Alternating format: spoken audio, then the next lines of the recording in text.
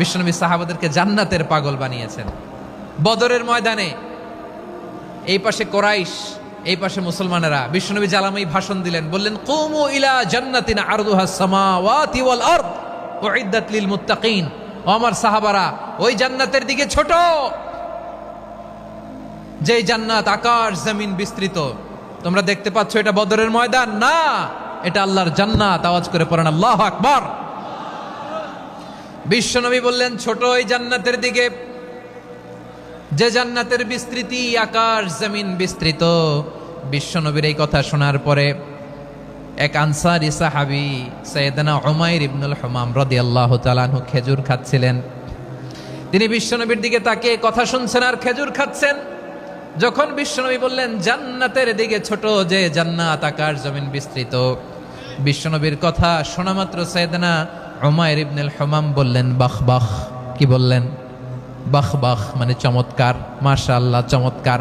আমরা ইদানিং কালে চমৎকার কিছু দেখলে ইংরেজিতে বলে ফেলি না ওয়াও ওয়াও, বাহ বাহ, মাশাআল্লাহ। বিশ্বনবী বললেন মা ইয়াহমিলুকা আলা কওলিকা বাহ বাহ ইয়া উমাইর।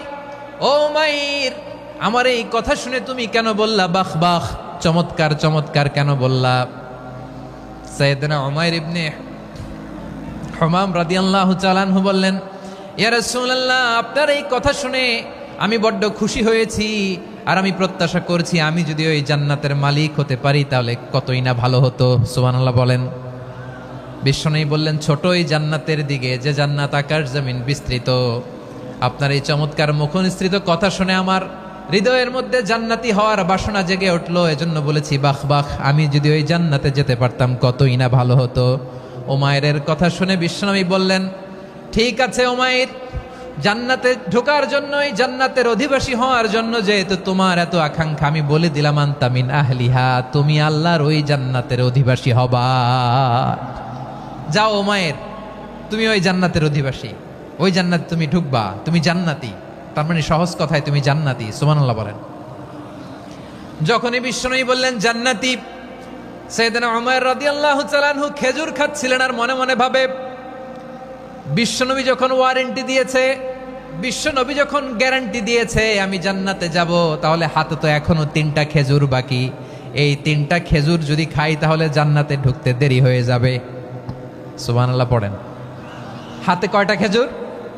3টা খেজুর। বিশ্বনবী বললেন উমাইর আনতা মিন আহলিহা, তুমি ওই জান্নাতের অধিবাসী, তুমি জান্নাতি। উমাইর চিন্তা করলেন আমি জান্নাতি, নবীর মুখ দিয়ে যখন বেরোইছে ওই জান্নাতে তো আমার ঢুকতেই হবে, কিন্তু হাতে 3টা খেজুর খেয়ে যদি জিহাদের ময়দানে যাই তাহলে জান্নাতে যেতে তো দেরি হয়ে যাবে। এই চিন্তা আসা মাত্রই খেজুর 3টাকে তিনি ছুঁড়ে মারলেন, তলোয়ার বের করে আল্লাহু আকবার বলে বদরের ময়দানে ঝাঁপিয়ে পড়লেন। আল্লাহর শত্রুদেরকে কচুকাটা করে এক পর্যায়ে শাহাদাতের সুধা পেয়ে নিজেও জান্নাতি হয়ে গেলেন। পড়েন সুবহানাল্লাহ। আমরা দুনিয়ার বুকে আমরা হয়েছি দুনিয়ার পাগল, ক্ষমতার পাগল, সম্পদের পাগল, খ্যাতির পাগল। বিশ্বনবী তার সাহাবাদেরকে বানিয়েছিলেন জান্নাতের পাগল। পড়েন সুবহানাল্লাহ। ওই জান্নাতে আমরা যেতে চাই কি চাই না? একা না সবাই মিলে? একা না সবাই? জান্নাতে একা আমি যাব না তো ভাই, তোমাকেও জান্নাতে দলে নিতে চাই। সবাই বলেন জান্নাতে একা আমি যাব না তো ভাই, তোমাকেও জান্নাতে দলে নিতে চাই। পড়েন আমিন। সিলেটের এ ঐতিহাসিক এমসি কলেজ ময়দানে আজ রাতে এই চমৎকার রজনীতে আমরা যেমনি একত্রিত হলাম, আল্লাহর জান্নাতুল ফেরদাউসের জন্য আমরা একত্রিত হতে পারি। আল্লাহ তুমি কবুল করো। সবাই আওয়াজ করে পড়েন আমিন। তাহলে চিন্তা করেন কিভাবে বিশ্বনবী জান্নাতকে চিত্রায়িত করেছেন সাহাবাদের সামনে, কিভাবে চিত্রায়িত করেছিলেন তিনি, যে কারণে সাহাবারা জান্নাতের পাগল হয়ে গিয়েছেন। আমরা যদি দেখি the way the prophet Muhammad portrait জান্নাত, কিভাবে তিনি পোর্ট্রে করেছেন জান্নাতের যে সৌন্দর্য, কিভাবে তিনি সাহাবাদের সামনে তুলে ধরেছেন। বিশ্বনবী আল্লাহর কোরআন থেকে আমাদেরকে জানান আল্লাহর জান্নাতের সুসংবাদ দানকারী করে যে আল্লাহ আমাকে পাঠালেন। তোমরা কি জানো আল্লাহর জান্নাত কত সুন্দর? কোরআন থেকে বিশ্বনবী আমাদেরকে জানান ফালা তা'লামু নাফসুম মা উখফিয়া লাহুম মিন কুররাতি আ'য়ুন জাযাআম বিমা কানু ইয়ামালুন। মানুষের কর্মের প্রতিফল হিসেবে কত চমৎকার জান্নাত রব্বুল আলামিন নাজ নেয়ামত দিয়ে পরিপূর্ণ করে আমাদের জন্য প্রস্তুত করে রেখেছেন। পৃথিবীর কোনো মানুষ সেটা জানে না। পড়েন সুবহানাল্লাহ। এটা যে কত সুন্দর, আমাদের আমলের প্রতিদান হিসেবে কত চমৎকার, fantastic, eye catching, fabulous paradise তিনি আমাদের জন্য রেডি করে রেখেছেন।